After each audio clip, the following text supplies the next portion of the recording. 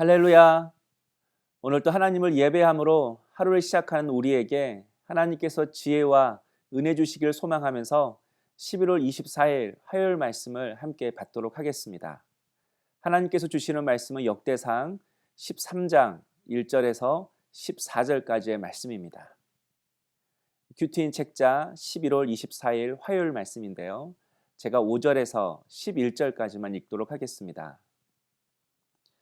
이에 다윗이 애굽의 시월 시내에서부터 하맛 어기까지 온 이스라엘을 불러 모으고 기란 여아림에서부터 하나님의 궤를 메어오고자 할세 다윗이 온 이스라엘을 거느리고 바알라 곧 유다에 속한 기란 여아림에서 올라가서 여호와 하나님의 궤를 메어오려고 하니 이는 여호와께서 두 그룹 사이에 계심으로 그러한 이름으로 일컬음을 받았더라. 하나님의 궤를 새 수레에 싣고 아비나답의 집에서 나오는데 우사와 아히오는 수레를 몰며 다윗과 이스라엘 온 무리는 하나님 앞에서 힘을 다하여 뛰놀며 노래하며 수금과 비파와 소고와 제금과 나팔로 연주하니라. 기돈의 타작 마당에 이르러서는 소들이 뛰므로 우사가 손을 펴서 궤를 붙들었더니 우사가 손을 펴서 궤를 붙들므로 말미암아 여호와께서 진노하사 치심에 그가 거기 하나님 앞에서 죽으니라. 여호와께서 우사의 몸을 찢으셨으므로 다윗이 노하여 그곳을 베레스 우사라 부르니 그 이름이 오늘까지 이르니라. 아멘. 역대기서는 다른 역사서와 달리 다윗과 다윗 왕국에 대해서 좋은 전만을 기록하려고 한다는 특징이 있습니다. 그 이유는 바벨론 포로에서 귀환한 이스라엘 백성들의 꿈이 다윗 왕국의 재현이기 때문에 그렇습니다. 그래서 그들에게는 다윗이 신앙 모델이고 다윗이 다스렸던 그 나라가 다시 회복되기를 소망했습니다. 그런데 오늘 본문을 보면 다윗의 실수에 대해 기록하고 있습니다. 이것은 다윗의 실수를 통해서 우리에게 말하고자 하는 분명한 이유가 있기 때문에 그렇습니다. 다윗이 통일 이스라엘의 왕이 되었을 때 그가 왕이 되자마자 가장 먼저 하려고 했던 일이 있었습니다. 그것은 지금 아비나답의 집에 모셔져 있는 하나님의 궤, 바로 언약궤를 다윗성으로 가지고 오는 것이었습니다. 그동안 언약궤는 다행히 블레셋 사람들에게 돌려받았지만 무려 70년 동안이나 아비나답의 집에 머물러 있었습니다. 그동안 어느 누구도 이 법궤에는 아무런 관심이 없었습니다. 그런데 다윗이 이렇게 왕이 오르자 이 언약궤를 예루살렘에 있는 다윗성으로 옮기고자 한 것입니다. 좋은 일이고 아주 기쁜 일입니다. 무엇보다 이 언약궤를 다윗성으로 가져오려고 하는 이유가 3절에 이렇게 기록되어 있습니다. 사울 때에는 우리가 궤 앞에서 묻지 아니하였느니라. 사울은 무슨 일을 할 때에 하나님의 뜻을 묻지 않았다 이렇게 이야기합니다. 그런데 다윗은 이제부터 하나님께 뜻을 물으며 나라의 정사를 펼치겠다. 그런 마음의 각오로 언약궤를 가지고 오는 것입니다. 그래서 다윗은 이 언약궤를 옮겨오는 일에 최선을 다해 준비를 했습니다. 모든 지휘관들과 상의를 하고 8절에 보면 언약궤를 새 수레에 싣고 올 때에 힘을 다하여 찬양을 하고 춤을 추었다고 합니다. 그런데 결론은 참담했습니다. 수레를 끌고 오는 소가 놀라서 뛰었고 이로 인해 언약궤가 수레에서 떨어질 뻔했습니다. 그러자 우사가 언약궤가 떨어지지 않도록 언약궤를 붙잡았는데 그 순간 우사가 죽고 만 것입니다. 축제가 한순간에 장례식이 돼버렸습니다. 의도도 좋았습니다. 준비 과정도 좋았습니다. 그것을 실행하는 자의 태도도 좋았습니다. 하지만 결론은 실패했습니다. 그런데 성경은 이런 비참한 결과가 일어난 이유를 이렇게 설명하고 있습니다. 10절에 여호와께서 진노하사 치심에 하나님이 그렇게 하셨다는 것입니다.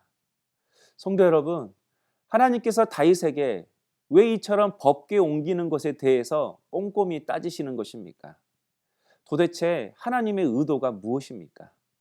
바로 그것은 하나님께서 앞으로 다윗이 나라를 어떻게 세워가야 할지 가르쳐 주시기 위함이었습니다. 사실 법궤는 레인의 어깨에 메고 이동해야 했습니다. 그래서 다윗은 새 수레로 가져온다기에 오히려 더 좋은 방법이라고 생각하고 허락한 것입니다. 그냥 편안하게 생각한 겁니다. 다윗은 이처럼 하나님의 뜻은 알았지만 그 하나님의 뜻을 하나님의 방법대로 하는 것에 대해서는 전혀 훈련되어 있지 않았던 것입니다. 물론 좋은 일이니 하나님이 그냥 받아주실 수 있습니다. 또 이렇게 사람이 죽어나갈 정도로 크게 일을 만드실 필요도 없는 것처럼 보입니다. 그래서 그런지 다윗도 11절에 노하였다 이렇게 이야기합니다. 하나님께 서운한 거죠. 그러나 하나님은 다윗이 그런 믿음의 수준으로 살기를 원치 않으셨습니다. 하나님은 다윗이 작은 것이라도 하나님의 방법으로 행하길 원하셨습니다. 하나님의 방법으로 인생의 기초를 세우고 나라의 기초를 세워서 하나님의 방법으로 다스리기를 원하셨던 것입니다. 그러기에 하나님은 우사의 죽음을 통해서 하나님의 일에는 하나님의 방법이 있음을 다윗으로 하여금 깨닫게 하신 것입니다. 성도 여러분, 지금 우리는 다 하나님을 믿습니다. 그러나 하나님의 방법으로 살아가는 것에서는 완전 초보 수준의 삶을 살아갈 때가 많이 있습니다. 말씀을 듣고 은혜를 받아도 하나님의 방법대로 사는 것에 대해서는 전혀 우리도 훈련되어 있지 않습니다. 그저 교회에 잘 나오고 봉사 잘하고 예배 잘 드리고 기도 많이 하면 다 되는 것으로 생각합니다. 물론 이 또한 중요합니다. 그러나 우리의 삶을 되돌아볼 때에 우리의 삶의 자세는 세상 방법과 세상의 지식과 나의 경험으로 살아갈 때가 많이 있습니다. 그래서 훈련이 필요한 겁니다. 하나님의 뜻이라 할지라도 그 뜻을 어떻게 이룰 것인가? 그렇게 생각하는 하나님의 방법을 찾는 훈련이 우리에게 필요하다는 것입니다. 작은 것까지도 하나님의 방법을 묻고 하나님의 방법대로 순종하려고 하는 그런 믿음의 자세가 우리에게 필요합니다. 하나님을 잘 믿고 헌신하는데 자꾸 길이 막히고 어려움이 우리에게 찾아올 때가 있습니다. 내가 무슨 잘못을 했나? 도무지 환경과 상황이 해석되지 않을 때가 있습니다. 그렇다면 내가 세상을 살아감에 있어서 하나님의 방법대로 살고 있는가?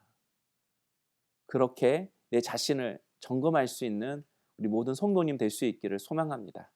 사업을 하는 방법도, 직장에서 일을 처리하는 방법도, 자녀를 세우고 가정을 세우는 방법도 지금 내가 하나님의 성품으로 하나님의 방법으로 하고 있는지 다시 한번 점검할 수 있기를 원합니다. 한번 적용해 보실까요? 정당한 목적을 내세우지만 하나님의 말씀과 하나님의 성품에 반하는 그런 수단과 방법을 사용하며 살고 있지는 않습니까? 기도하겠습니다. 사랑의 주님, 오늘 우리의 삶이 하나님의 뜻을 알 뿐만 아니라 그 하나님의 뜻을 행함에 있어서 하나님의 방법을 묻고 하나님의 방법대로 행할 수 있는 저희들의 삶이 될 수 있도록 역사하여 주옵소서. 우리의 행동과 우리가 살아가는 방식과 우리가 일하는 태도에 있어서 하나님의 성품이 온전히 드러나게 하여 주시옵소서. 예수님의 이름으로 기도하옵나이다. 아멘.